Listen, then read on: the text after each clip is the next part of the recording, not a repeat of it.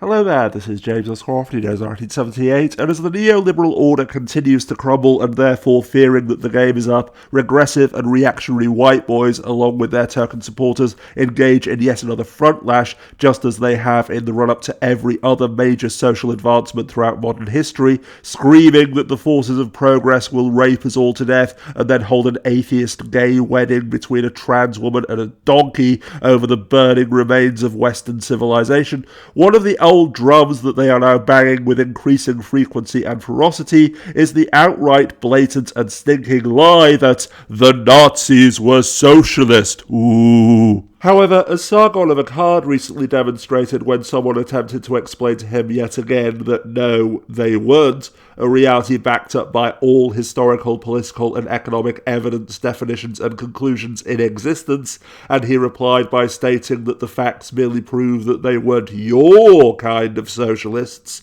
As I explained at length in my video series Why Do People Believe in Spirit Science and All Other Unfalsifiable Beliefs, simply stating the facts is an entirely pointless waste of time, because at the end of the day, socialism just doesn't mean what they honestly think or disingenuously claim it means. Therefore, in order to understand and hopefully defeat this narrative, we need to understand what they think socialism means, or at the very least hope to convince other regressive and reactionary white boys and token supporters it means. And long story short, the reason why they declare and often legitimately believe that the Nazis were socialists is exactly the same reason why, regardless of whether they personally believe it or are merely using it to stir up other insecure white boys and token supporters, fundamentalist Christians cry from the rooftops that Hitler was an atheist, which is to say, no different from the utterly meaningless and largely, if not entirely made-up terms cultural Marxism and postmodernist neo-Marxism. This is fun, isn't it, Lobster Boy? Let's string together some more words which mean absolutely nothing when they're combined, such as badger clarinet window conservatism. To them, socialism,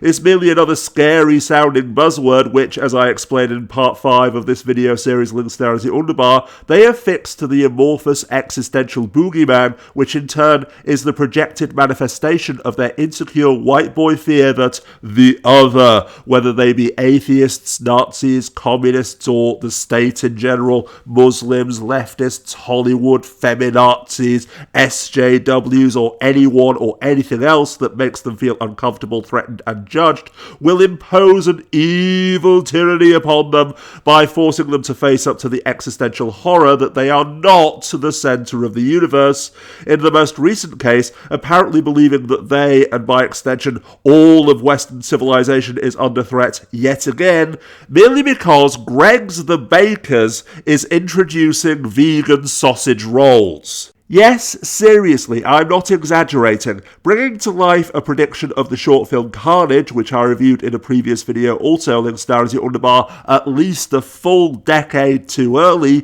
Trump fanboy and insecure white boy extraordinaire Piers Morgan has unveiled Morgan's Meat Parlour on national television as part of his new anti-vegan resistance movement, simply because a chain of bakers is now offering a vegan alternative to sausage rolls, a few days after another reactionary edgelord on Twitter shared a video of himself buying a vegan sausage roll with his own money, only to then bin it as soon as he stepped outside. So thank the great holy donkey that they're not hypersensitive and easily triggered millennial special snowflakes feeling outraged and throwing a childish tantrum over absolutely nothing, because then they might have done something really stupid.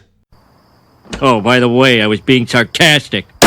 If you gained something from my videos and would like to help motivate me to continue making more, then do please consider pledging $1 a month on Patreon, because as my health and my view base continue to deteriorate, knowing that you're willing to chip in any amount whatsoever is what honestly helps to keep me going. And if you'd like to commission a video on any subject that won't get my channel flagged down or otherwise be totally unfeasible, then do please email me at ujames1978@mail.com, not Gmail or Hotmail, just mail.com, and I'm sure we can come to some kind of arrangement.